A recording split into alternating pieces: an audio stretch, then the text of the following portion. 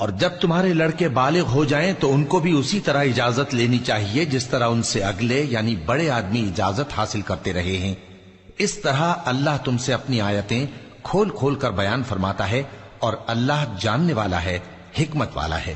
اور بڑی عمر کی عورتیں جن کو نکاح کی توقع نہیں رہی اور وہ زائد کپڑے اتار کر سر ننگا کر لیا کریں تو ان پر کچھ گناہ نہیں، بشرطے کہ اپنی زینت کی چیزیں نہ ظاہر کریں، اور اگر اس سے بھی بچیں تو یہ ان کے حق میں بہتر ہے، اور اللہ سنتا ہے، جانتا ہے۔ نہ تو اندھے پر کچھ گناہ ہے اور نہ لنگڑے پر اور نہ بیمار پر اور نہ خود تم پر کہ اپنے گھروں سے کھانا کھاؤ، یا اپنے باپ دادا کے گھروں سے، یا اپنی ماؤں کے گھروں سے، یا بھائیوں کے گھروں سے، یا اپنی بہنوں کے گھروں سے، یا اپنے چچاؤں کے گھروں سے، یا اپنی پھوپھیوں کے گھروں سے، یا اپنے ماموؤں کے گھروں سے، یا اپنی خالاؤں کے گھروں سے، یا اس گھر سے جس کی کنجیاں تمہارے ہاتھ میں ہوں، یا اپنے دوستوں کے گھروں سے۔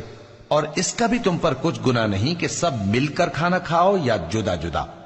پھر جب گھروں میں جایا کرو تو اپنے گھر والوں کو سلام کیا کرو، یہ اللہ کی طرف سے مبارک اور پاکیزہ تحفہ ہے۔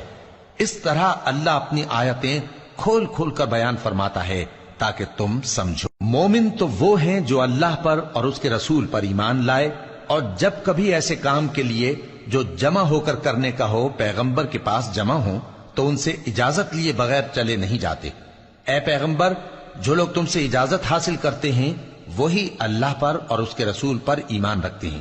سو جب یہ لوگ تم سے کسی کام کے لیے اجازت مانگا کریں تو ان میں سے جسے چاہا کرو اجازت دے دیا کرو، اور ان کے لیے اللہ سے بخشش مانگا کرو، کچھ شک نہیں کہ اللہ بخشنے والا ہے، مہربان ہے۔ مومنو، پیغمبر کے پکارنے کو ایسا خیال نہ کرنا جیسا تم آپس میں ایک دوسرے کو پکارتے ہو۔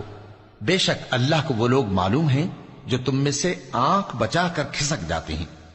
تو جو لوگ ان کے حکم کی مخالفت کرتے ہیں ان کو ڈرنا چاہیے کہ ایسا نہ ہو کہ ان پر کوئی آفت پڑ جائے یا تکلیف دینے والا عذاب نازل ہو۔ دیکھو، جو کچھ آسمانوں اور زمین میں ہے سب اللہ ہی کا ہے۔ جس طریق پر تم ہو وہ اسے جانتا ہے، اور جس روز لوگ اس کی طرف لوٹائے جائیں گے تو جو عمل وہ کرتے رہے وہ ان کو بتا دے گا، اور اللہ ہر چیز سے واقف ہے۔